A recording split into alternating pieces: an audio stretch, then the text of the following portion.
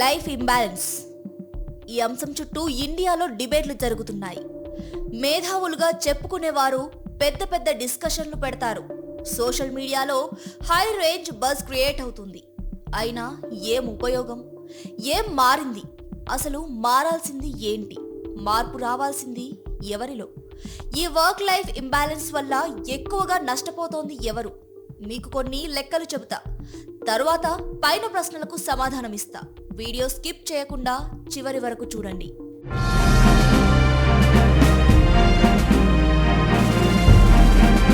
21 నుంచి 25 ఏళ్ళు, ఈ టైం పీరియడ్ మనిషి జీవితానికి ఎంత అమూల్యమైందో కదా, అంతే విలువైనది కూడా. జీవితం అంటే ఏంటో తెలిసే కాలం ఇది. చాలా మంది ఉద్యోగాల్లో చేరే వయసు కూడా అది. కానీ ఇదంతా కొందరికి మాత్రమే, 100లో 10 మందికి మాత్రమే.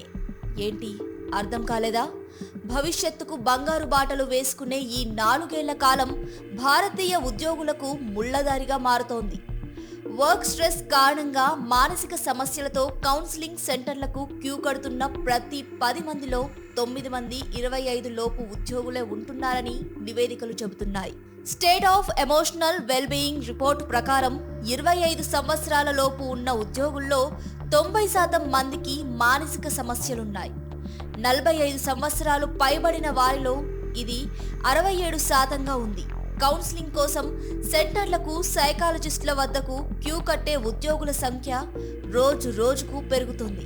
వీరిలో 59% మంది ఉద్యోగులు వారికి వారే హాని తలపెట్టుకుంటున్నారు, కొన్నిసార్లు ప్రాణాలు తీసుకుంటున్నారు. 2022లో నిర్వహించిన మరో సర్వే ప్రకారం ఇండియాలో 38% మంది ఉద్యోగులు మానసిక క్షోభను అనుభవిస్తున్నారు. ఇందులో 70% మందికి పైగా పురుషులే ఉంటున్నారు. చాలని జీతాలతో కుటుంబాన్ని, తమ జీవితాలని నెట్టుకురావడం వీరందరికీ భారంగా మారుతోంది. ఈ ప్రెజర్ అంతా బ్రెయిన్ పై పడుతోంది. ఇక national institute of mental health and neuro sciences 2022-2023 survey ప్రకారం భారత్లో సుమారు 21 కోట్ల మంది మానసిక అనారోగ్యంతో బాధపడుతున్నారు. ఇటీవల డెలాయిట్ సంస్థ నిర్వహించిన అధ్యయనం ప్రకారం 80% మంది భారతీయ ఉద్యోగులు మానసిక ఆరోగ్య సమస్యలను అనుభవిస్తున్నారు. వీటిలో డిప్రెషన్, యాంగ్జైటీ అన్నింటికంటే ప్రధానమైన సమస్యలు. ఈ లెక్కలు విన్నారుగా. ఇప్పుడు ఒకసారి మిగిలిన దేశాల సంగతి చూద్దాం. నార్డిక్ దేశాలు తెలుసు కదా, స్వీడన్, నార్వే, డెన్మార్క్, ఫిన్లాండ్ లాంటి దేశాల్లో వర్క్ లైఫ్ ఇంబ్యాలెన్స్ ఉండదు, వర్క్ లైఫ్ బ్యాలెన్స్ ఉంటుంది. ఈ దేశాల్లో సగటు పని గంటలు తక్కువగా ఉంటాయి. ఉద్యోగులకు కుటుంబంతో పాటు తమ వ్యక్తిగత జీవితానికి సమయం కేటాయించడానికి అవకాశం ఉంటుంది. అందుకే ఈ దేశాల్లో మానసిక ఆరోగ్య సమస్యల శాతం తక్కువగా ఉంటుంది. స్వీడన్లో రోజుకు 6 గంటల పని చేస్తే చాలు. ఫిన్లాండ్లో వారానికి 4 గంటలు పనిచేస్తే సరిపోతుంది.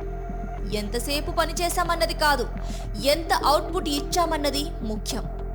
ఇది ఓవరాల్గా కంపెనీ ప్రొడక్టివిటీని కూడా పెంచుతుంది. ఇటు ఇండియాలో మాత్రం దేశం కోసం వారానికి 80,90,100 గంటలు పనిచేయాలని ఉచిత సలహాలు ఇచ్చే సీఈఓలు, చైర్మన్లు ఎక్కువ అవుతున్నారు. లెక్కల ప్రకారం చూస్తే ఇండియాలో ఉద్యోగులు సగటున వారానికి 46.7 గంటలు పనిచేస్తున్నారు. అంతేకాకుండా 51% మంది ఉద్యోగులు వారానికి 49 గంటల కంటే ఎక్కువ పనిచేస్తున్నారు. ఈ పని గంటలు ముఖ్యంగా ఐటీ, కార్పొరేట్ రంగాల్లో ఎక్కువగా కనిపిస్తోంది. ఇంటర్నేషనల్ లేబర్ ఆర్గనైజేషన్ ILO ప్రకారం వారానికి 44 గంటల కంటే ఎక్కువ పని చేయకూడదు. కానీ భారతీయ కంపెనీలు మాత్రం ఉద్యోగులను చచ్చిన చేపలను బండకేసి రుద్దినట్టు రుద్దుతూ ఉంటాయి. తరువాత ముక్కలుగా హింసించి ఆసుపత్రి పాలయ్యేలా చేస్తాయి. ఉద్యోగుల కోసం నిలబడాల్సింది ఎవరు? ప్రజలకు అండగా ఉండాల్సింది ఎవరు? ఉద్యోగులు మానసిక సమస్యలతో అల్లాడిపోతుంటే దానికి పరిష్కారం చూపాల్సింది ఎవరు? ప్రభుత్వాలు కాదా?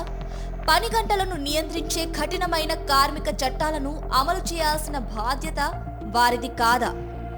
ILO సూచించినట్టు వారానికి 44 గంటలకు పైగా పనిచేయనివ్వకుండా చట్టాలు చేసే హక్కు వారి దగ్గరే ఉంటుంది. ఉద్యోగుల ఆరోగ్యంపై నిఘా పెట్టేందుకు ప్రత్యేక టీంలు ఏర్పాటు చేయాలి. ఫిర్యాదులపై వేగంగా స్పందించే హెల్ప్ లైన్ సెంటర్ ఏర్పాటు అవసరం. అధిక పని ఒత్తిడితో ఉద్యోగుల మానసిక ఆరోగ్యాన్ని దెబ్బతీసే కంపెనీలకు జరిమానాలు విధించాలి. ఓవర్ టైం వ్యతిరేకంగా కఠినమైన నిబంధనలు తీసుకురావాలి. నైట్ షిఫ్ట్స్ చేసే ఉద్యోగుల భద్రతకు ప్రత్యేక చర్యలు తీసుకోవాలి. ఉద్యోగులకు మెరుగైన వైద్య సదుపాయాలు కనిపించే సంస్థలను గుర్తించి ప్రోత్సహించాలి. ఇదంతా నేను చెబుతున్నది కాదు, ILO గైడ్లైన్స్ చెబుతున్న నిజాలు. పాటించాల్సింది ఎవరో, పాటించేలా చేయాల్సింది ఎవరో, ప్రశ్నించాల్సింది ఎవరినో మీకు ఇప్పటికే అర్థమై ఉంటుందిగా.